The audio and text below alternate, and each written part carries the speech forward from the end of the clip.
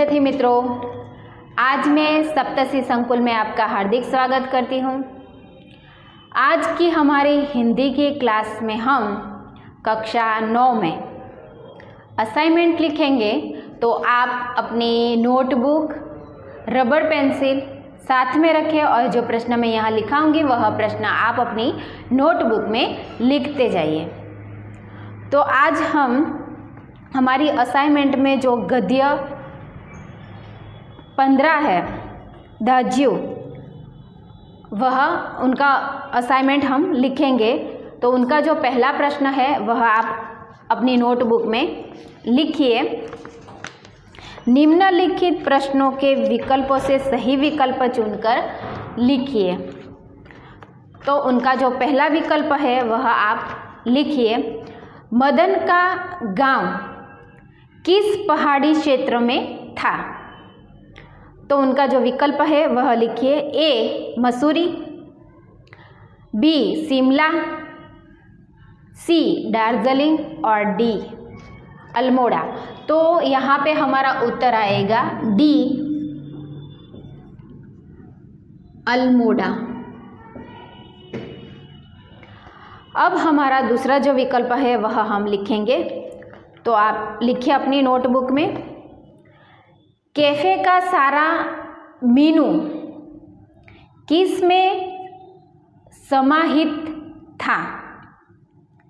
उनके ऑप्शन आप लिखिए, ए लड़के की कृति में, बी लड़के के मौन में, सी लड़के की मस्ती में, या फिर डी लड़के की आंखों में। तो यहाँ पे जो हमारा उत्तर है वह आएगा बी लड़के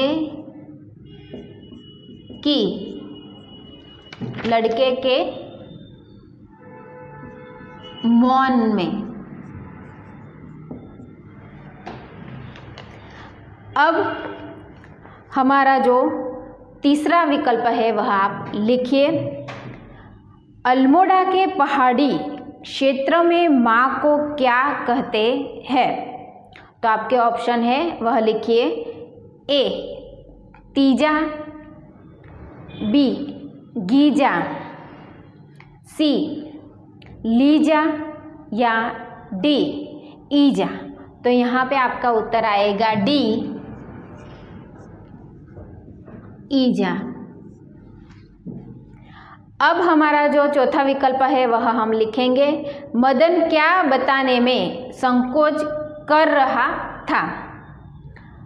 तो आप उनका जो विकल्प है वह लिखिए, ए जिले का नाम, बी गांव का नाम, सी पिता का नाम या डी मोहल्ले का नाम। तो यहाँ पे आपका उत्तर आएगा बी गांव का नाम।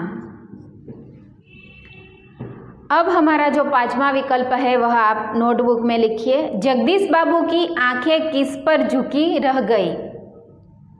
तो उनके ऑप्शन लिखिए, ए टेबल पर रखी राखदानी पर, बी खाने की प्लेट पर, सी मित्र हेमंत पर, या डी चाय की प्याली पर। तो यहाँ पर आपका उत्तर आएगा डी चाय की प्याली पर। अब हम दूसरा प्रश्न लिखेंगे। प्रश्न 1 ब, उनका जो ब विभाग है वह लिखेंगे। तो लिखिए, निम्नलिखित प्रश्नों के उत्तर एक एक वाक्य में लिखिए। तो आपका जो पहला प्रश्न है वह आप लिखिए, जगदीश बाबू के व्यवहार से मदन को चोट क्यों पहुंची। तो उनका उत्तर लिखिए, जगदीश बाबू के व्यवहार से मदन को अपने प्रति अकेले अपनत्व पर प्रहार किया था। उन्होंने उनके अपनत्व पर प्रहार किया था। इस प्रहार से मदन को चोट पहुंची। अब दूसरा जो प्रश्न है वह लिखिए, जगदीश बाबू का अकेलापन कैसे दूर हो गया। उनका उत्तर लिखिए, अपने ही क्षेत्र के कैफे बॉय को यानी कि मदन से मिलकर उनको जानने के बाद जगदीश बाबू का अकेलापन दूर हो गया। अब हमारा जो तीसरा प्रश्न है वह लिखिए, मदन का गांव किस पहाड़ी क्षेत्र में था। तो उनका उत्तर लिखिए, मदन का गांव अल्मोड़ा के एक पहाड़ी क्षेत्र में था। अब हमारा जो चौथा प्रश्न है वह लिखिए, नए ग्राहक हेमंत को मदन ने अपना नाम क्या बताया। तो उनका उत्तर लिखिए, नए ग्राहक हेमंत को मदन ने अपना नाम बॉय बताया। अब हमारा जो पांचवा प्रश्न है वह नोटबुक में लिखिए, मदन के नाम की व्यथा कैसे, मन की जो व्यथा था वो कैसे दूर हो गई। तो उनका उत्तर लिखिए, मदन के मन की व्यथा जगदीश बाबू से मिलकर दूर हो गई। अब हमारा जो छठा प्रश्न है वह लिखिए, जगदीश बाबू को क्या अच्छा नहीं लगा। उनका उत्तर लिखिए, जगदीश बाबू को यह अच्छा नहीं लगा कि मदन उसे बार बार दाजू कहकर संबोधित कर रहा था, वह अच्छा नहीं लगा। अब हमारा जो सातवां प्रश्न है वह आप नोटबुक में लिखिए, मदन को किसका भेद मालूम हो गया। तो उनका उत्तर लिखिए, मदन को इस बात का भेद मालूम हो गया कि पहाड़ और जिले का जो भेद था वह उनको मालूम हो गया। अब हमारा जो आठवां प्रश्न है वह लिखिए, मदन को जगदीश बाबू के रूप में किसकी छाया निकट जान पड़ी।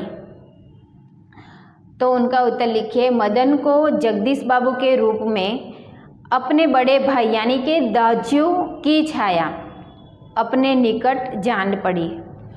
अब हमारा जो 9वां प्रश्न है वह लिखिए, जगदीश बाबू कैसे संस्कारों के व्यक्ति थे। तो उनका उत्तर लिखिए, जगदीश बाबू एक मध्यम वर्गीय संस्कारों के व्यक्ति थे। तो यहाँ पे मैंने आपको प्रश्न 1A और प्रश्न 1B दोनों लिखाए हैं, उनके जवाब भी लिखाए हैं। तो आप ये सारे प्रश्न के उत्तर अपनी नोटबुक में लिखिए और उनका अभ्यास करिए। तब तक के लिए जय हिंद, जय भारत, अस्तु।